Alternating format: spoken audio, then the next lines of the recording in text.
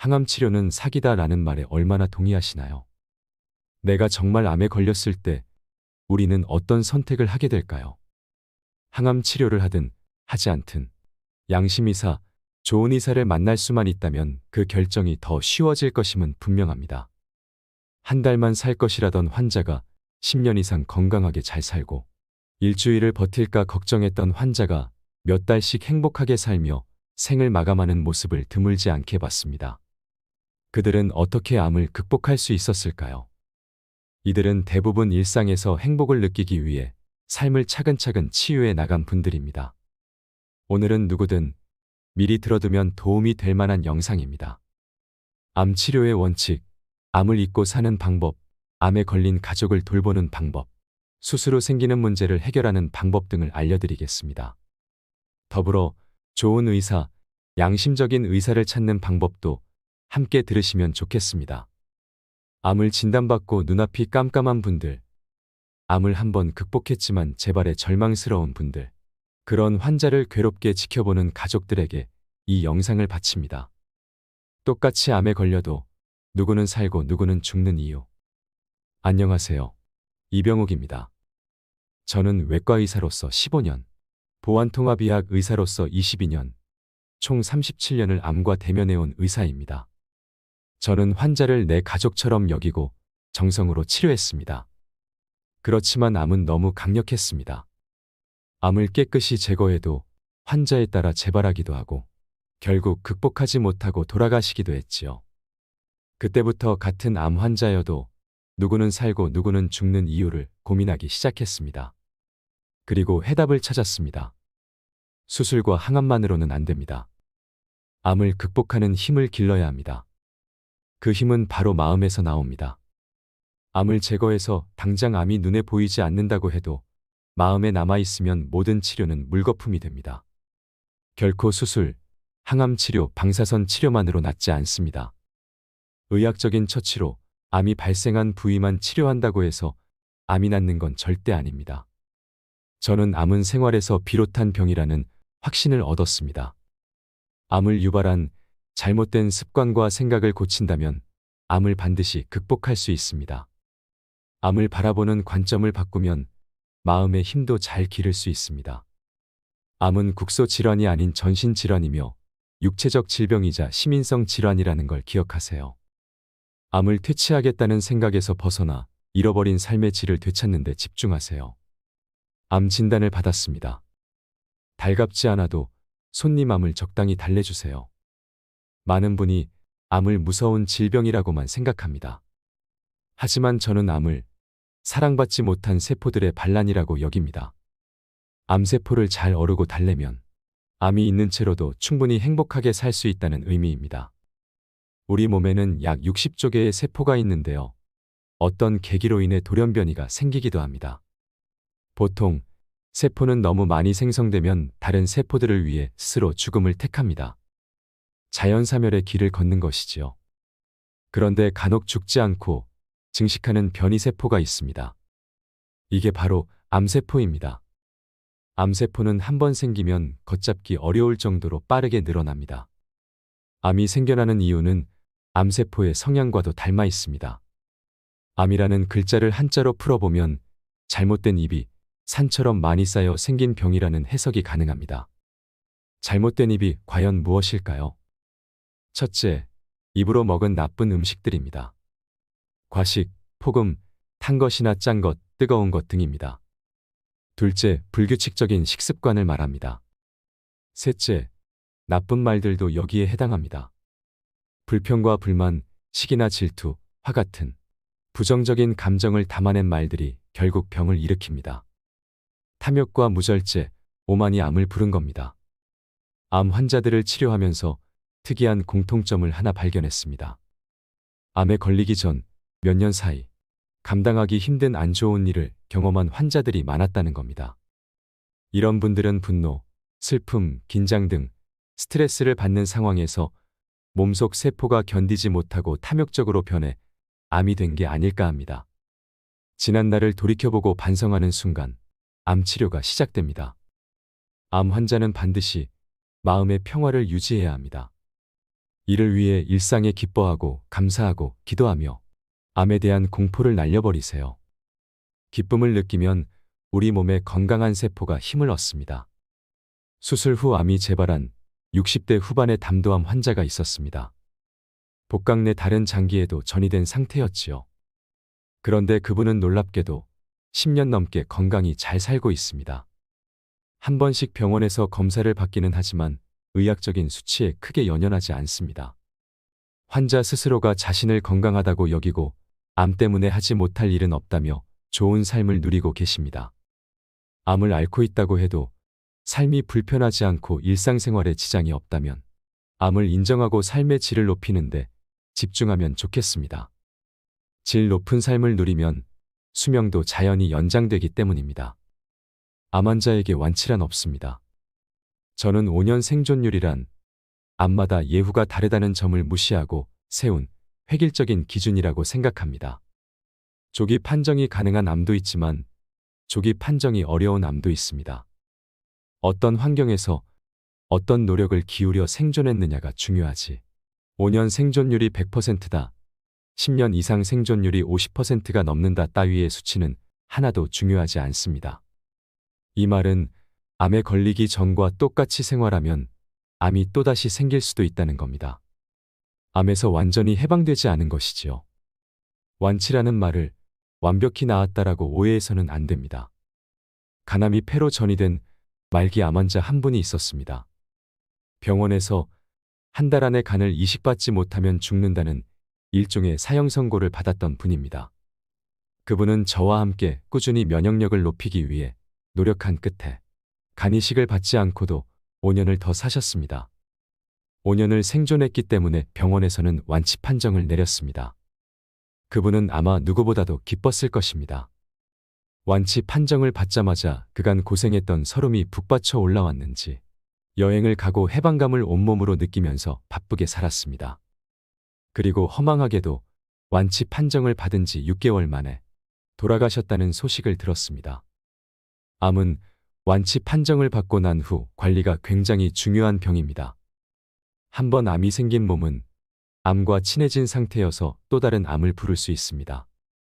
해방감을 느끼지 마세요. 평생 암과 동거한다고 생각하고 막루에 파수꾼을 세워놓으세요. 그래야 오래오래 건강하게 삽니다. 스스로 존귀해질 때 암 재발에서 멀어집니다. 죽을 때까지 항암제를 쓰겠다고 결정한다면 이는 잘못된 선택일 수 있습니다. 삶의 질이 높아야 여생을 더욱 행복하게 보내고 긍정적인 치료를 해나갈 수 있습니다. 언젠가는 나을 것이라는 생각으로 지금의 고통을 그저 감수만 하는 상황이라면 좋은 치료가 아닙니다. 투병 과정이 행복해야 한다는 것도 치료 방향을 결정할 때 중요하게 고려해야 할 부분입니다. 하루하루의 행복한 선택이 결국 암의 극복, 재발 방지라는 행복한 삶으로 인도할 것입니다. 우리 병원에서 암 치료를 할 때는 행복한 암 치료라고 이야기합니다. 지금 힘들고 고통스럽고 어렵고 지긋지긋하고 이러다 죽겠구나라고 생각하게 만드는 치료는 잘못된 선택입니다. 고통을 무작정 참는 선택을 한 후에 암을 극복하는 환자를 많이 보지 못했습니다. 죽음 앞에서 하지 못할 게 뭐가 있을까요? 마음만 굳게 먹으면 못할 건 아무것도 없습니다. 내가 불행한 사람이라고 생각하며 살아왔다면 지금부터는 나는 행복한 사람이다. 나는 복을 받은 사람이다. 존귀한 사람이다라는 생각을 가지세요. 마음의 습관을 변화시킬 때 암 재발에서도 멀어질 수 있습니다. 암의 종류보다 중요한 환자의 마음가짐. 암은 진행이 빠른 암과 느린 암이 있습니다. 복막 쪽에 있는 암들은 전반적으로 진행이 빠릅니다. 담도암, 십이지장암, 췌장암 등은 몇 개월에서 1년, 길어도 2년을 채 못 넘길 정도로 진행이 빠른 편입니다. 반면 갑상선암, 유방암, 전립선암은 세포의 성격상 천천히 진행됩니다. 보통 5년에서 10년의 생존율을 보이는데 관리만 잘하면 10년 이상도 살 수 있습니다. 진행 속도가 빠르지도 느리지도 않고 중간쯤인 암은 신장암, 뇌암 등입니다. 그런데 사실 암의 종류는 치료받는 마음가짐에서 크게 중요한 부분이 아닙니다. 보통 장수하는 사람들은 낙천적이고 의심하지 않고 알게 모르게 산 좋고 물 좋고 공기 좋고 경치 좋은 곳에서 자연 환경의 덕을 보고 평소 건강식을 챙겨 먹고 가족과 화목하다고 알려져 있죠. 암 투병에 성공하는 이들도 마찬가지입니다. 장수 요소들은 암 투병 환자에게도 그대로 적용됩니다. 먼저 그럼에도 감사한 이유에 대해 스스로 적어보면 좋겠습니다. 치료받을 수 있으니 감사합니다. 그래도 먹을 수 있으니 감사합니다. 고통 없이 휴식할 수 있어 감사합니다. 위로해주는 가족이 있으니 감사합니다. 대소변을 볼 수 있고 거동할 수 있어서 감사합니다. 감사가 많은 사람임을 깨달을 수 있으니 감사합니다. 이렇게 감사의 이유가 하루에 하나씩 늘어난다면 그만큼 삶도 의미 있게 하루씩 연장될 것입니다. 치료의 주도권. 암 환자는 간혹 타인과 얘기할 때 주눅이 듭니다. 단지 자신이 암 환자라는 이유만으로요. 하지만 암은 결코 죄가 아닙니다. 원하는 것이 있으면 당당하게 말하고, 당당하게 거절하고, 당당하게 요청하세요. 그리고 당당하게 살아내세요. 암 환자라는 사실만으로 위축될 필요가 전혀 없습니다. 만약 의사의 조언이 내 가슴속, 머릿속에서 잘 그려지지 않고 납득되지 않는다면 그 막연한 치료를 계속해서는 안 됩니다. 그렇게 진행하는 치료는 큰 효과를 기대하기 어렵습니다. 환자는 무엇을 위해 사는지, 살기 위해서 어떤 것까지 할 수 있는지 생각해보고 바른 희망을 가져야 합니다. 예를 들어 100명 중 99명이 항암 치료를 해야 한다고 하더라도 자신은 항암 치료를 너무 받기 싫다면 무조건 따르기보다는 심각하게 고민하고 주치의와 상의해 볼 필요가 있습니다. 환자는 치료의 주도권이 자신에게 있다고 생각하고 의사에게 치료의 힘든 부분을 거리낌 없이 이야기하는 것이 중요합니다. 그래야 희망이 생기고 힘을 낼 용기가 꺾이지 않습니다. 99%의 건강한 세포를 믿으세요. 사람들은 암을 진단받으면 그와 동시에 엄청난 스트레스를 받습니다. 하필 내가 왜? 라고 분노하거나 이제는 죽었구나라며 좌절합니다. 평소 생활에서 그다지 불편함을 느끼지 않던 사람들이 환자로 불리는 순간 환자가 돼버립니다. 몸에는 아직 97에서 99%의 건강한 세포가 남아있는데도 말입니다. 암세포가 있더라도 얼마든지 건강한 삶을 살 수 있습니다. 97에서 99%의 건강한 세포가 몸을 받쳐주기 때문입니다. 암 환자를 가르는 기준은 그저 암 진단을 받았느냐 아니냐의 차이일 뿐입니다. 진단받지 않은 사람들은 암세포를 지니고도 잘 살아갑니다. 어쩌면 의료가 발달하지 않아 암 진단을 제대로 못하는 시절에 살았다면 암인 줄 모른 채 오랜 기간 건강하게 잘 살았을지도 모릅니다. 내 몸에는 아직 90% 이상의 건강한 세포가 있고 암에 대항할 준비도 돼 있다. 나는 환자가 아니다. 단지 지금 내 몸에 암세포가 조금 있을 뿐이다 라고 생각하세요. 행복한 투병을 위한 치료 방향. 5기 암 환자가 되세요. 암의 병기는 종양의 크기, 전이 정도, 타 장기로의 원격전이 등을 따져 1에서 4기로 나뉩니다. 그런데 사람들이 잘 모르는 한 가지가 있습니다. 바로 암 환자에게는 5기가 있다는 것입니다. 5기는 어려운 것들이 아닙니다. 첫째, 제대로 먹고 제대로 배출하기. 둘째, 제대로 운동하기. 셋째, 제대로 마음 다스리기. 넷째, 제대로 잠 잘 자기. 다섯째, 제대로 호흡하기를 실천하는 겁니다. 이 생활 습관이 강해지면 암은 계속되는 자잘한 펀치에 나가떨어질 수 있습니다. 인간은 숨을 쉬어야 살 수 있습니다. 숨을 잘 쉬기 위해선 되도록 깨끗하고 맑은 공기를 마시는 것이 좋겠죠. 산소 포화도가 높은 산을 오르거나 공원을 산책하거나 공기정화 식물을 키워서 실내 공기를 깨끗하게 하는 것을 권하는 이유입니다. 허파거리까지 산소를 공급한다는 느낌으로 깊게 숨을 쉬세요. 기분 나쁜 감정을 실어보내고 기분 좋은 감정을 실어온다는 느낌이면 더 좋습니다. 혹시 투병하는 중에 감정이 흔들려서 화가 나거나 분하거나 우울해지거나 미움이 생길 때는 긴 호흡으로 마음을 가라앉히세요. 산소를 충분히 들이마시면 정신뿐 아니라 신체도 긍정적인 영향을 받습니다. 산소가 충분하지 않을 때 혈액은 알칼리성으로 변하면서 혈관을 수축시켜 두통을 비롯한 여러 문제를 유발합니다. 그러니 제대로 호흡하세요. 투병에 성공한 암 선배를 찾으세요. 암 진단을 받고 가장 먼저 해야 할 일 중 하나는 정보를 수집하는 것입니다. 투병은 순간순간 선택의 연속입니다. 어떤 것을 먹을지, 치료를 계속 받을지, 병원을 옮길지, 추가 처치를 받을지 등 환자가 선택해야 하는 것들이 아주 많습니다. 이 선택을 어떻게 하면 현명하게 할 수 있을까요? 암 투병의 성공 유무는 투병 과정에서 얼마나 좋은 선택을 하느냐와 밀접한 관련이 있습니다. 시간이 많이 있는 것도 아닌데다 치료 부작용 역시 만만치 않기 때문에 시행착오를 최소한으로 줄여야 합니다. 그래서 투병에 성공한 사람들의 경험담이 큰 도움이 됩니다. 이런 의사가 좋은 의사다. 어느 병원의 아무개가 수술을 잘한다. 어떤 치료를 했더니 부작용이 이러저러 하더라 등 모든 경험담이 살아있는 정보인 셈입니다. 투병을 성공적으로 한 사람들은 투병 과정에서 익힌 노하우가 있습니다. 이들은 의사들이 명쾌하게 말해주지 못하는 것을 경험에 비추어 말해줄 수 있습니다. 더욱이 성공한 사람의 존재 자체가 투병하는데 큰 용기를 줍니다. 그를 따라만 하면 나을 수 있겠구나 하는 희망을 얻을 수가 있습니다. 희망은 의지를 불타오르게 하고 의지대로 실천하게 해줍니다. 경험이야말로 암 환자에게 실제 필요한 정보입니다. 다만 한 가지 유념할 게 있습니다. 반드시 믿을 만한 경험자를 찾아가야 한다는 겁니다. 약을 팔 목적이나 다른 목적으로 일부러 거짓 정보를 흘리는 사람도 있게 마련입니다.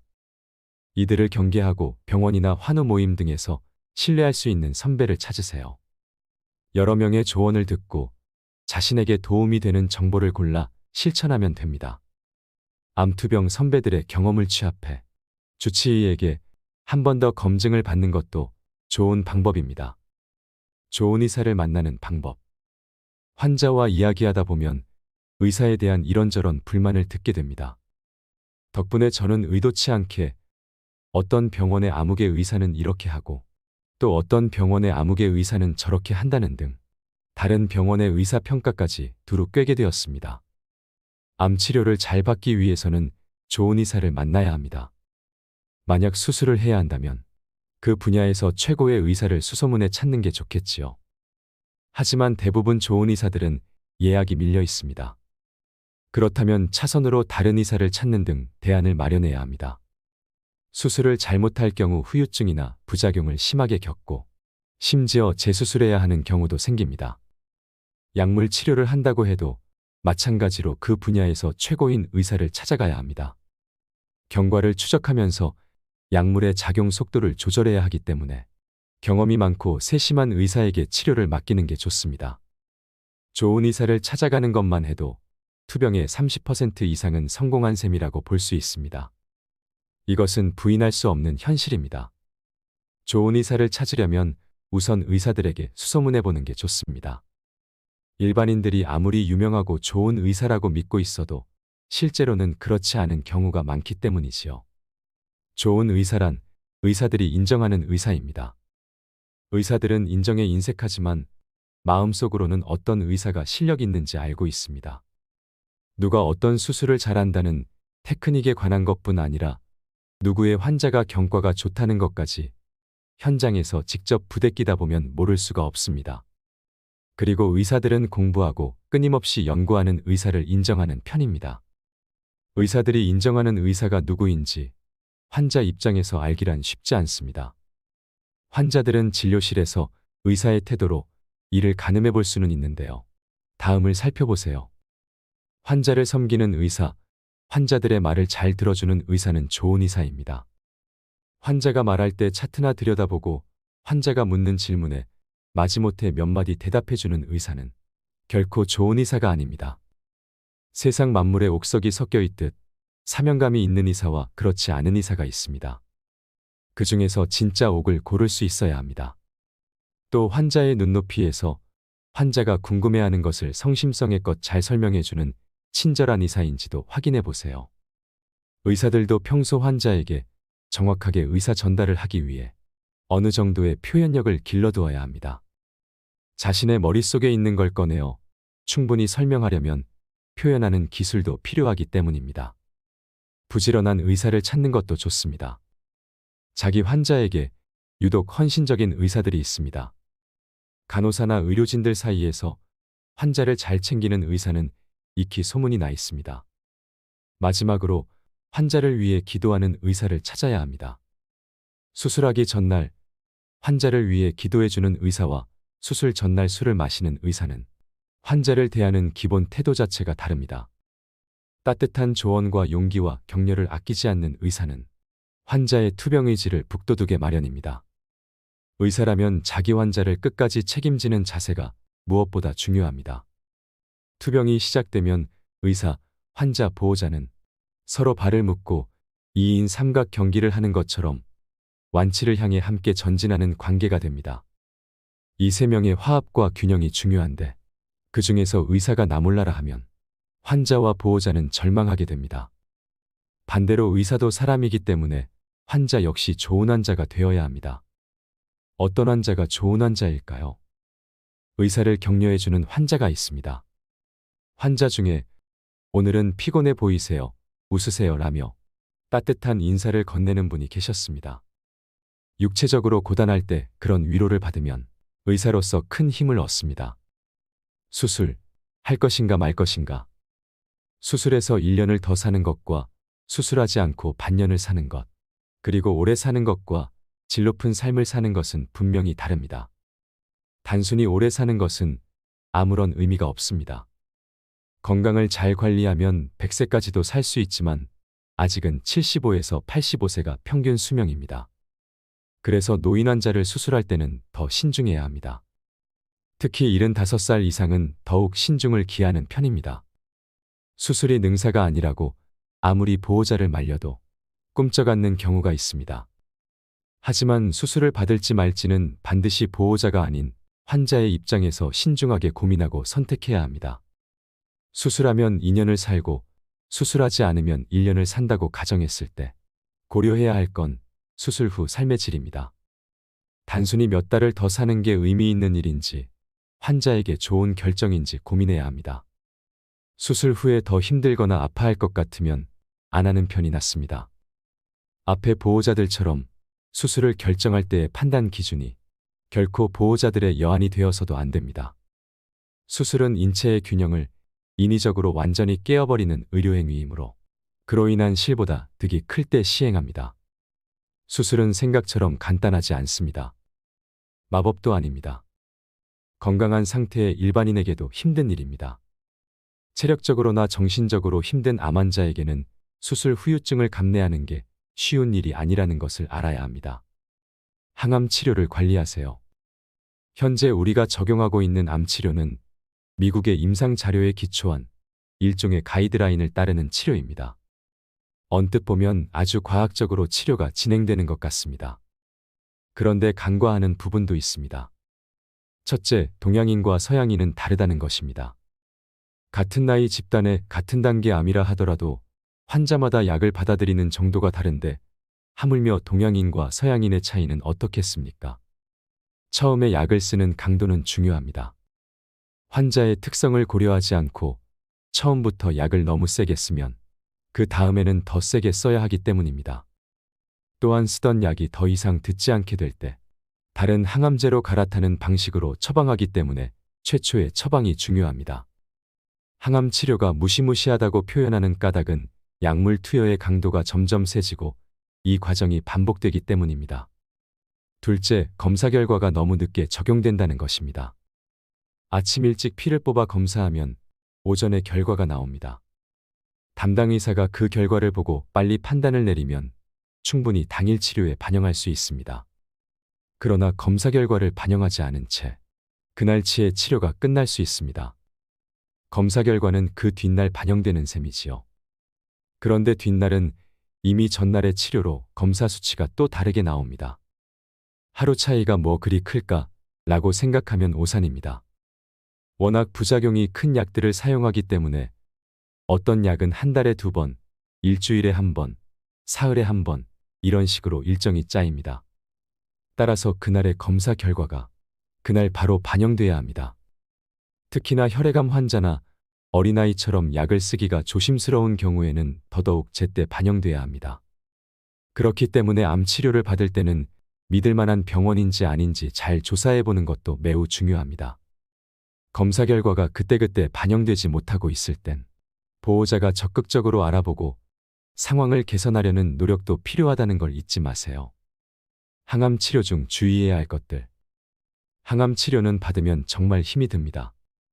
환자의 체력과 기력이 따라주는지, 면역력이 유지되는지를 면밀하게 살피는 것이 중요합니다.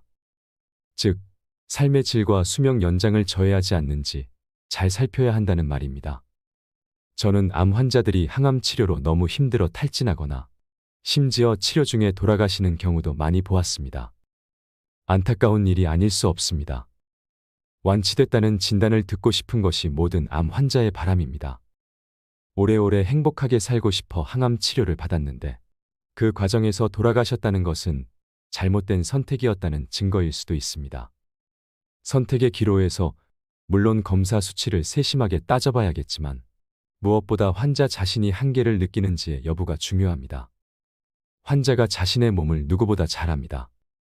환자 입장에서 이 치료를 받다가 죽을 것 같아. 너무 힘들어서 아무것도 못하겠어. 내가 죽으면 죽었지. 이 치료는 더 받을 자신이 없어라는 생각까지 든다면 항암 치료를 멈추는 게 낫습니다. A군의 항암제가 듣지 않으면 B군으로 바꾸고 B군의 내성이 생겨서 잘 듣지 않으면 C군의 항암제로 바꾸는 항암제 돌려막기가 능사는 아닙니다. 항암제를 무분별하게 사용하면 체력도 면역도 다 떨어지는 것은 분명한 일입니다. 항암 치료는 건강한 세포에도 타격을 주기 때문입니다. 원인 모를 기적은 당신에게도 일어납니다. 제 환자 중에 의학저널에 보고해야 할 정도로 아주 특이한 경우가 있었습니다. 이 환자가 저를 처음 찾아온 것은 2005년 3월로 2004년 11월에 이미 암 수술을 받은 뒤였습니다. 그 후로도 6차례 항암 치료를 받았지만 간에 2군데 전이가 된 상태였습니다. 간에서 제법 큰 암세포가 발견됐는데 어디서부터 그 암이 시작됐는지 의사들이 아무리 검사를 해봐도 밝혀내지 못하고 있는 상황이었습니다. 이런 경우는 매우 희귀한 사례입니다. 의사들 입장에서는 막막한 상황이기도 합니다. 어떤 병이든 어디서 진행됐는지를 모르면 치료가 어려워집니다. 그 환자는 치료 방향을 잡지 못한 채로 의사들이 항암제란 항암제는 다 쓰면서 그의 상태를 지켜보는 중이었습니다. 쓸 수 있는 약은 다 쓰는 방법을 택한 것입니다.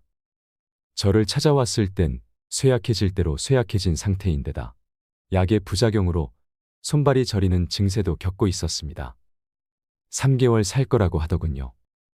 환자 자신이 의사지만 이렇게 답이 없는 경우에 어떻게 해야 할지 몰라 자포자기에 빠진 상태였습니다. 감사하게도 환자의 부인이 지극한 정성으로 그를 돌보았습니다. 제 치료를 믿고 누구보다 적극적으로 따라주었습니다.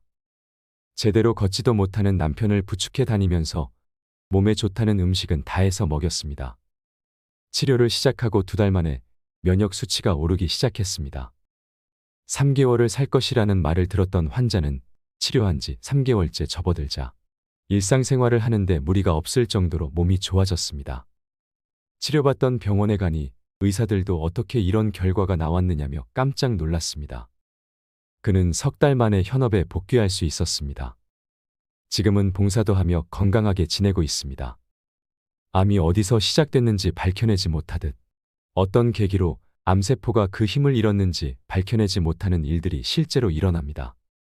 세상에는 이유를 알 수 없는 좋은 결과도 분명 생깁니다. 암은 사연으로 작동하는 병입니다.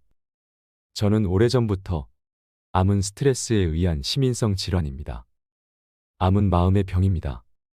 암을 치료하면서 심신의학적 측면을 간과해서는 안 됩니다라고 한결같이 이야기해 왔습니다. 마음의 분노가 치밀었을 때 그 감정이 해결되지 않고 남아있다면 계속해서 그 분노의 지배를 받습니다. 그러면 계속해서 기분이 나쁘고 기분이 나쁘면 다른 생각을 하지 못하고 다른 생각을 하지 못하면 전신의 대사가 어그러집니다. 그러면 내분비계통 호르몬의 불균형이 초래되고 음식을 먹어도 소화효소가 제대로 분비되지 않아 소화가 잘 되지 않고 그러다 보니 에너지 흐름이 원활하지 않습니다. 또한 밀양원소의 부족은 기초대사의 균형을 깨뜨립니다. 이는 면역 저하를 불러오고 결국 암이 생기기 쉬운 몸 상태를 만듭니다. 모든 것에 연결고리가 있는 겁니다. 결국은 마음의 평화를 유지해야 암이 우리의 몸을 지배하지 못하게 되는 겁니다. 마음속 사연을 지우세요. 건강한 마음과 정신이 나를 살린다. 둑이 무너지듯 목 놓아 울고 용서하세요.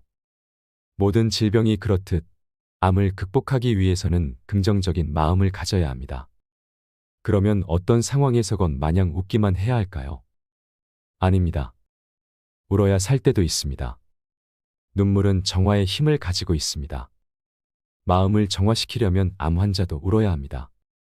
사람은 눈 점막이 건조해지는 걸 막기 위해 눈물을 흘립니다. 또 스트레스에 대한 방어 기제로 눈물을 흘리기도 하지요. 눈물에는 면역 항체가 들어 있습니다. 이런 눈물을 뚝뚝 흘리면 치유의 힘을 느낄 수가 있습니다.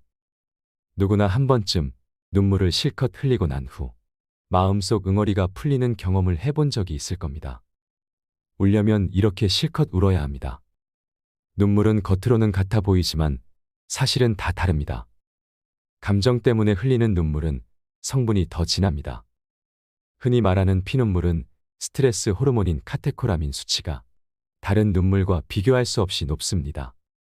참을 수 없는 분노, 견딜 수 없는 슬픔 등 상처를 받은 만큼 스트레스 호르몬이 분비되는 것입니다. 스트레스를 받아 생긴 카테코라민을 눈물에 실어 밖으로 내보내면 스트레스가 몸에 쌓이지 않습니다.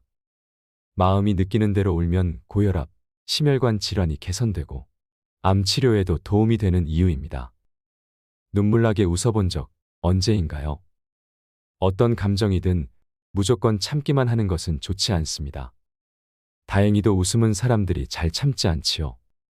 참으려 할수록 더 크게 터져 나오는 게 바로 웃음입니다. 암에 걸리면 더 잘 웃어야 합니다. 웃음 자체가 면역 증강제이기 때문입니다. 많이 웃다 보면 혈액순환이 잘 되고 호흡량이 많아지면서 맥박수도 증가하기 때문에 자연스럽게 면역력이 올라갑니다. 웃음은 천연 우울증 치료제이기도 합니다. 웃으면 뇌의 한 부분이 활성화되는데 이 부위는 우울증 치료제를 먹었을 때 활성화되는 곳이기도 합니다. 미국에서 40년 동안 웃음만 연구한 스탠퍼드 대학교의 윌리엄 플라이 박사는 심장병 예방에 웃음이 효과가 있다는 연구 결과를 발표했습니다. 잘 웃으면 8년을 더 살 수 있고 늘 감사하고 칭찬하고 긍정적으로 살면 6년을 회춘한다라고 말했습니다. 여자가 남자보다 오래 사는 이유는 자주 웃기 때문이라고도 주장했습니다. 웃음 치료가 암 치료에 도움이 된다는 자료와 함께 암과 관련된 고통을 줄인다는 논문도 많이 나와 있습니다. 스트레스 관리 10계명. 첫째, 상상으로 미리 걱정하지 말라. 둘째, 사람들과 어울려 대화하라. 셋째, 다른 일로 관심을 돌려라. 넷째, 라이프 스타일을 바꿔보라. 다섯째, 적당히 운동하라. 여섯째, 우선순위를 정해보라. 일곱째, 묵상하라. 여덟째, 봉사자가 되라. 아홉째, 말을 줄이고 기도로 풀라. 열째, 자신만의 스트레스 대처법을 개발하라. 상상만으로 미리 걱정하지 말라는 것만 제대로 지켜도 가슴을 짓누르는 죽음의 공포에서 어느 정도 벗어날 수 있습니다. 말기가 되면 많이 아프다는데 나는 오래 살 수 있을까 하는 걱정은 쓸데없는 불안을 불러옵니다. 걱정하는 일은 일어날 수도 있고 일어나지 않을 수도 있습니다. 아프지 않을 수도 있고 건강을 되찾을 수도 있습니다. 둘째 계명에는 주의점이 있습니다. 같은 병에 걸린 사람과 부정적인 대화를 하는 것은 좋을 게 없습니다. 암을 극복한 사람들이나 마음을 털어놓을 수 있는 믿을 만한 친구들과 긍정적인 대화를 하는 게 바람직합니다. 다음으로는 취미를 만들어 다른 데로 관심을 돌리거나 적당한 운동을 해서 항상 머릿속을 맴도는 암 중심의 사고에서 벗어나는 게 좋습니다. 특히 운동은 몸을 건강하게 만들기 위해 무언가를 하고 있다는 자신감과 성취감을 심어줄 수 있어 적극적으로 권합니다. 스트레스를 쌓아두지 않고 그때그때 해소하는 것도 좋지만 그보다 스트레스를 만들지 않는 것이 더 중요합니다. 여러 전문가들은 우리가 걱정하는 것의 95%는 쓸데없는 걱정이라고 합니다. 암에 걸렸다 하더라도 상상으로 걱정하는 일은 치명적일 수 있습니다. 현 시점에 집중하고 충분히 해결할 수 있다고 여기세요. 되도록 단순하게 사는 게 건강에는 더 좋을 수 있습니다. 깊은 잠보다 좋은 명상. 정신이 없다라는 말을 자주 하시나요? 정신은 곧 자신의 영혼이라고 할 수 있습니다. 순간적으로 올바른 판단력을 잃으면 제정신이 아니다라고들 합니다. 이 정신을 챙기는 법, 명상에 있습니다. 명상이 수면보다 훨씬 더 효과가 좋습니다. 7시간 수면에서는 산소 소비량이 평균 8에서 10% 감소했지만 명상은 10분 만에 17%까지 감소했다는 연구 결과가 있습니다. 명상이 깊은 잠보다 빠르고 깊은 휴식 효과를 낸다는 의미입니다. 스트레스 호르몬이 줄어 불안감이 해소되고 혈압과 맥박도 낮아집니다. 그러면 만성 통증이 완화되고 결과적으로 삶의 질을 향상시킬 수 있습니다. 여러분이 정신이 없는 하루를 살지 않기를 바랍니다. 각자의 호흡에 집중하고 영혼의 독소를 없애세요. 하루 10분 목욕으로 면역력을 올리세요. 일과를 마치고 하는 느긋한 목욕은 하루의 피로와 지친 마음까지 사라지게 합니다. 목욕의 효과는 몸을 청결하게 하는 것 그 이상입니다. 하루에 10분 목욕에 투자해 보세요. 목욕은 혈액의 흐름을 원활하게 해 혈액 속 백혈구가 몸속을 돌아다니며 외부의 침입자를 제거하는 데 도움을 줍니다. 몸을 덮이기 위해서 하루에 한 번 목욕할 것을 권합니다. 그날의 냉기는 그날 해결하는 것이 건강에 좋습니다. 체온을 올리기 위한 것이기 때문에 샤워보다는 따뜻한 물에 몸을 담그는 욕조 목욕이 좋습니다. 목욕물의 온도는 38에서 41도의 약간 따뜻한 정도여야 합니다.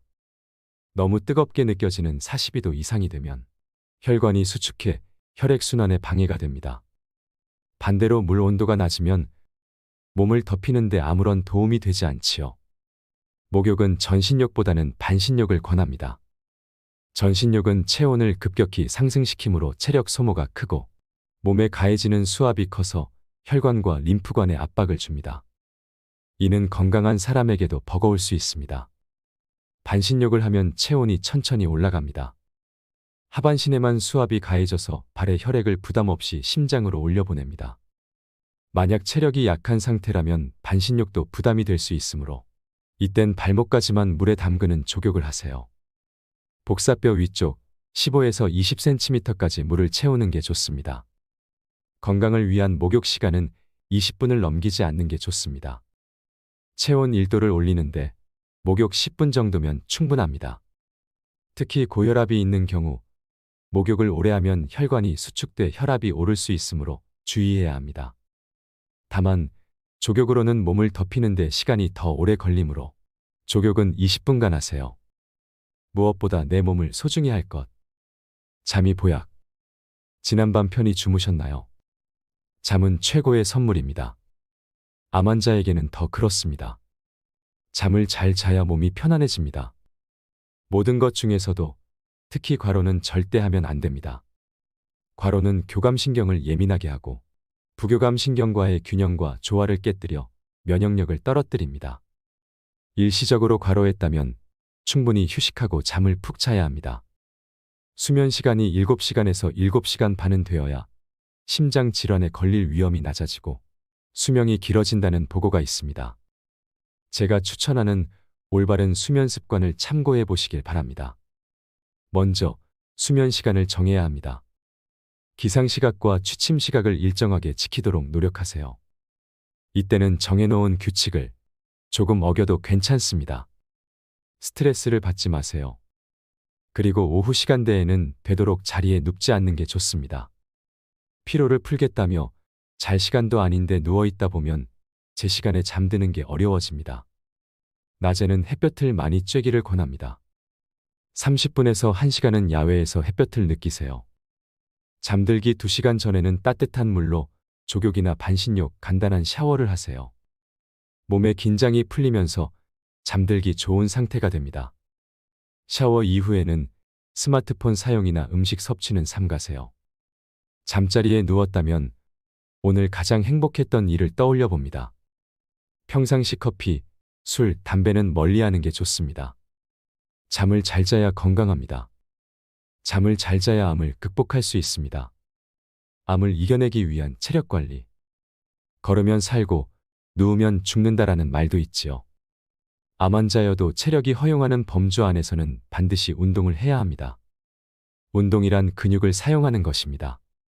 안 쓰는 근육을 쓰기 위해서라면 춤을 추든 걷든 스트레칭을 하든 맨손 체조를 하든 크게 상관없습니다. 운동선수처럼 땀을 뻘뻘 흘리며 할 필요도 없습니다. 암 환자들은 암을 이겨내는 데 필요한 체력을 기르기 위해 운동합니다. 그래서 어떤 운동이든 자신의 운동 능력을 100% 다 쓰는 게 아니라 50에서 70%만 쓰도록 해야 합니다. 암 환자들에게 추천하는 운동은 바르게 걷기입니다. 시선은 20에서 30cm 앞에 두세요. 목과 어깨와 허리가 일직선이 되도록 하고 턱은 몸통 쪽으로 가볍게 당깁니다. 호흡은 코로 깊이 들이마시고 입으로 길게 내뱉습니다. 들숨보다 날숨 시간이 2배로 길어야 합니다. 팔꿈치는 자연스럽게 구부리고 앞뒤로 15에서 20도 흔듭니다. 양발은 11자가 기본이며 보폭은 자신의 키에서 100cm를 뺀 정도가 적당합니다. 이런 자세로 한 번에 20에서 30분씩 걸으세요. 체력에 따라서는 최대 50분까지가 좋습니다. 주 3에서 4회는 꼭 걷는 게 좋습니다. 등산, 수중 걷기, 산책, 실내 자전거도 좋습니다. 건강식품보다 가족과 즐거운 식사를. 음식은 육체의 힘을 길러주는 아주 중요한 요소입니다. 음식 준비에 들어간 정성은 우리 마음을 어루만집니다. 암 환자가 식사를 잘 챙겨 먹어야 하는 이유입니다. 먼저 과일과 채소를 드세요. 하루에 3가지 이상의 과일과 채소를 섭취하면 좋습니다. 모두 다른 색깔로 구성하길 권합니다. 빨간색, 주황색, 초록색, 보라색, 흰색 등을 골고루 먹으면 각 색소에 든 항산화 성분을 모두 섭취할 수 있습니다. 고기는 흰색 고기를 드세요. 소고기나 돼지고기보다는 닭고기나 생선으로 단백질을 섭취하는 게 좋습니다. 미국 국립암연구소, 세계암연구재단 등은 육질이 흰 고기가 붉은 고기보다 불포화 지방산이 풍부하고 몸의 산화와 관련된 철분이 적어 암 예방에 도움이 된다고 추천합니다. 가공식과 자극적인 음식을 피하고 되도록 자연식품을 먹는 것도 중요합니다. 믿을 만한 재료로 직접 요리해 먹는 것이 몸에는 가장 좋습니다. 물은 충분히 섭취하세요. 소변색이 맑아질 때까지 마시면 됩니다. 신진대사가 원활해지고 고혈압, 변비, 비만, 천식 등이 완화됩니다. 이런 음식이 좋다는 건 잘 알지만 가족과 외식도 하고 싶고 오랜만에 라면이 당기는 날도 있을 겁니다. 그럴 땐 너무 고민하지 마세요. 암 환자도 가끔은 좋은 음식 말고 좋아하는 음식을 먹어야 올바른 식습관을 오래 유지할 수 있습니다. 암 치료에 좋다고 알려진 건강식품들은 어떨까요? 암에 걸리면 환자도 보호자도 귀가 얇아집니다. 이 음식이 암 치료를 돕는다더라라는 말을 듣곤 하는데 귀가 얇은 상태이니 유혹에 넘어가기 쉽습니다. 암에 좋다는 음식은 대부분 비쌉니다. 그런데 과연 그만큼의 값어치를 할까요? 민들레즙이 항암에 좋은지 제게 물어본 환자가 있었습니다. 민들레처럼 흰즙이 나는 식품에는 사포닌이 많이 들어 있습니다. 사포닌은 콩과 더덕, 도라지, 인삼 등에도 많이 함유되어 있는데요. 식품별로 사포닌 종류가 워낙 많아서 정확히 어떤 작용을 하는지는 꼼꼼히 따져봐야 합니다.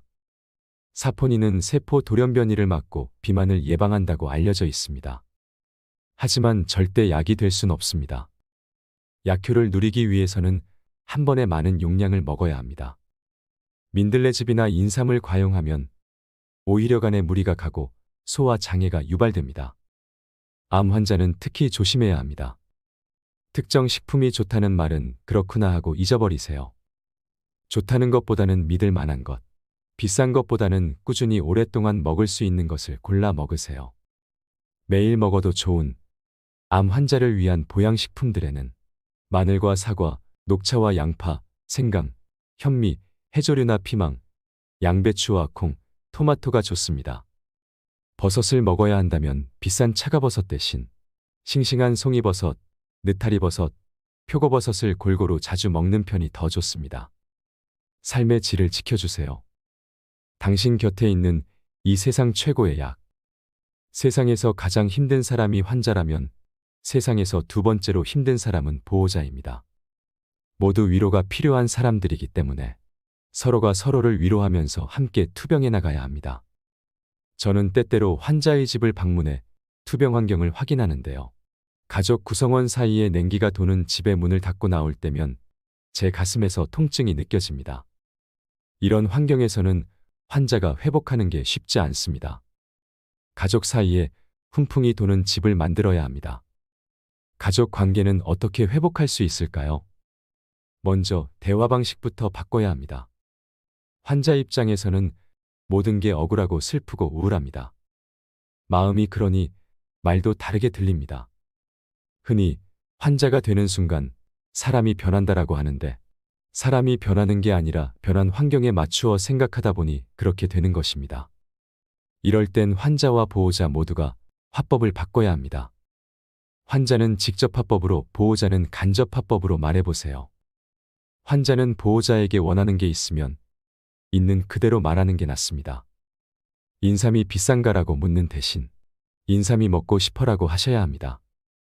그래야 보호자는 환자가 원하는 것을 수월하게 준비해 줄 수 있습니다.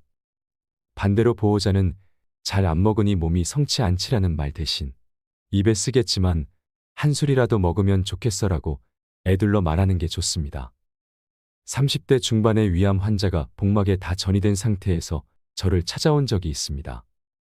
수술이 어렵다고 해서 남편과 함께 면역치료를 시작했습니다. 남편은 아내를 지극정성으로 챙기고 회사를 휴직하며 병간호를 했습니다. 아내는 남편의 지고지순한 돌봄을 받으며 사랑을 온전히 느꼈습니다. 이 환자는 8개월 뒤 위에 있던 암이 다 사라졌습니다. 가족의 사랑은 암을 잘 이겨내도록 돕고 심지어는 암을 낫게도 해줍니다. 가족과 함께 아픔을 나누고 사랑을 채우고 긴긴 투병 생활 동안 가족의 사랑을 끝까지 지켜내세요. 암밍아웃 하십시오. 정면 승부가 답입니다. 암밍아웃이란 암과 커밍아웃의 합성어로 암에 걸린 사실을 다른 사람에게 밝힌다는 의미를 가진 신조어입니다. 저는 환자에게, 주변 사람들에게 암이라는 사실을 알리기를 권합니다. 암 환자가 여생을 보람차게 살고 정리할 것을 정리하고 극복하기 위한 의지를 키우고 마음을 다지는 기회가 될 수 있기 때문입니다. 나는 꼭 나을 수 있다. 나는 극복한다. 나는 예외다. 나는 살아남는다라는 마음에 확신이 생기면 암을 고백하는 게 쉬워집니다. 암은 부끄러워할 일도 아니고 숨겨야 할 일도 아닙니다.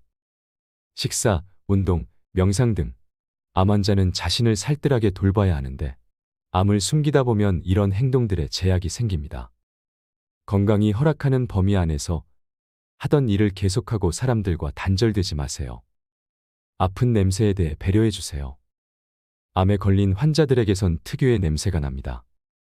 묘사하기 어렵지만 굳이 표현하자면 약간 비릿하면서 퀴퀴한 냄새라고 할 수 있습니다. 이런 냄새가 나는 것은 장기가 암세포에 잠식당해 상하기 때문입니다. 퀴퀴한 냄새는 바로 상처의 냄새인 셈입니다. 냄새의 원인이야 어찌 되었든 건강할 때 채취와는 차이가 있습니다. 의사는 환자의 냄새로 병의 심각도를 추정하기도 합니다. 냄새가 심해지면 병도 위중해진 겁니다. 수술을 위해 개복해서 육안으로 확인하기 전에 냄새를 통해 먼저 감을 잡습니다. 식도암이나 구강암, 위암은 냄새가 좀 더 심할 수밖에 없습니다. 문제는 병문안을 왔다가 가는 사람들입니다. 이게 무슨 퀴퀴한 냄새야? 무슨 이상한 냄새가 나는데 이 냄새를 못 맡는단 말이야. 이렇게 수선을 떨면 환자는 서운함을 넘어 공포감과 좌절감을 느낍니다. 내 몸이 암으로 썩어가는구나. 내 몸에서 냄새가 날 정도면 이제 죽을 때가 됐나 보다 하고 생각합니다. 평소에 깔끔하던 사람이라면 좌절감이 더욱 큽니다. 말 한마디로 환자는 천국과 지옥 사이를 넘나듭니다. 조그만 배려가 환자를 안정시킵니다. 마지막을 준비하기. 이별 준비. 환자들이 때가 되어 돌아가실 때의 모습은 각양각색입니다. 가장 축복받은 사람은 지상에서의 마지막을 편안히 보내는 분들입니다. 마지막 순간에 진통제를 쓰지 않아도 고통을 느끼지 않는 분들을 보았습니다. 몇 년 전 난소암으로 난소와 자궁을 적출한 환자가 찾아왔습니다.